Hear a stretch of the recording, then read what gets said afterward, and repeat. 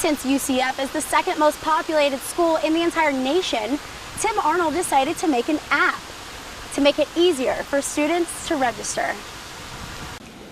You've got your sharks, jellyfish, and now a whole new problem, sea lice. And they're leaving their mark on this beach.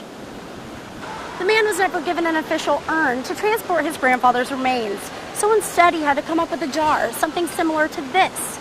He even labeled it human remains to let workers know. But that didn't work.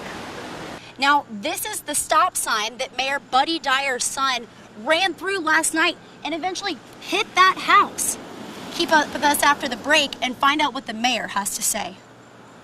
This man was just trying to buy his son an ice cream until a clerk at this 7-Eleven started screaming and even attacking the camera. Sheriff's deputies are still looking for one of the men in the break-in.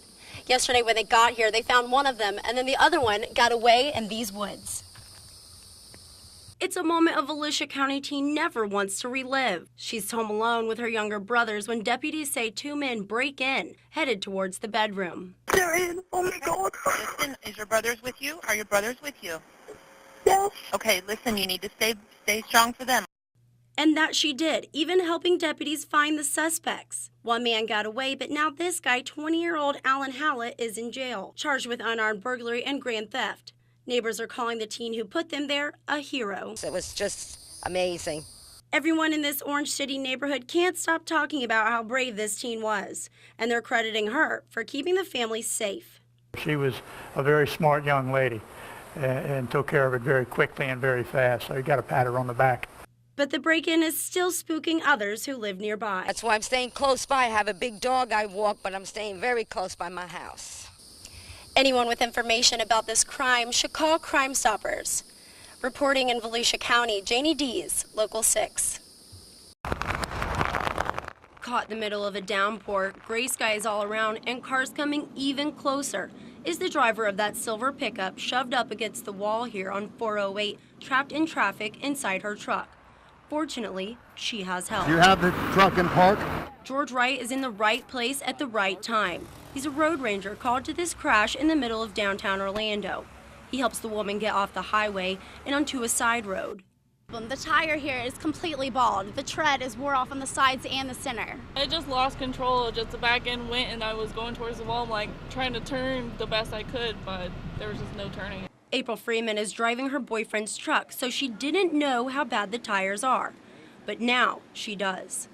A few times, but never in the rain, so it's just a lesson learned. Just because it holds air doesn't mean it's a safe tire. George Wright says now that it's raining harder almost every day, he sees accidents like this every day. Help an average of 4 to 5 people a day with flat tires. He's noticed people aren't taking care of their tires or they're not filling them with enough air. And in the summer, that's dangerous. The heat can cause blowouts if your tire is underinflated. April Freeman says she never wants to go through this again. Reporting in Orange County, Jayne Dees, Local 6. After being diagnosed with post-traumatic stress disorder, Paul Aragon is now getting help from man's best friend to pursue his lifelong passion of motorcycles. A student at Motorcycle Mechanics Institute and 10-year veteran of the United States Army has a new roommate, his therapy dog, Zoe. She helps him with his PTSD that he got after his service in Iraq. She is a service dog, she's not a pet. Maureen Hubble is a student services counselor at MMI and calls it a better quality of life. Because of Zoe, Paul is getting his life back on track by going to college and preparing to re-enter the workforce. But that's not the only thing she helps him with. Zoe has actually helped Paul's social life. She gets me out of the house. She's actually taken me off my meds. Paul says he doesn't know where he would be without Zoe, and he wouldn't be as well off as he is today. She's actually been able to get me focused back on what I was supposed to be doing. You know, I kind of do my mind wandering, so she'll get me back on course if she starts noticing that I'm acting weird or something like that. The MMI instructors are trained for this kind of therapy and help Paul transition smoothly into classes. We've actually had instructors before have encouraged Paul if they notice he's having a bad day, they'll remind him, hey, you need to bring Zoe to class. Along with the friendships and support Paul has gained at MMI, he says his education is helping him with the next phase of his life. Paul and Zoe are expected to graduate in 2014. Reporting in Orange County, Jayne Dees, Local 6. News happening now at noon. A big announcement from Orange County. 4 new conventions will bring over 11,000 people to the county. And we're tracking some rain on the radar. Meteorologist Troy Bridges will tell us what you can expect for the rest of your day. But first, Orlando Mayor Buddy Dyer is speaking out this afternoon about his teenage son's car crash. Good afternoon, I'm Jayne Dees in for Matt Austin. First at noon, Orlando Mayor Buddy Dyer is addressing concerns about a car crash involving his 17-year-old son. On Saturday night, the teen reportedly ran a stop sign and then crashed into a College Park home. The 17-year-old left just before Orlando's police chief arrived at the scene.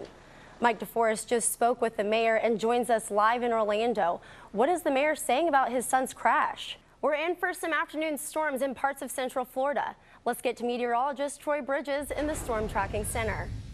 In a little over an hour, the wife of George Zimmerman will be formally arraigned on perjury charges. Shelley Zimmerman is accused of lying to a judge about her and her husband's finances. On Friday, Shelley pled not guilty. She could face up to 15 years in prison if convicted. The hearing starts at 1:30. We'll let you know what happens during our 5 p.m. newscast and on clickorlando.com. Right now, Sanford pastors are holding a 1-hour mass prayer in support of the city's police department. The department has come under scrutiny for the way it handled the Trayvon Martin investigation. The healing event is at the Public Safety Complex on Goldsboro Boulevard.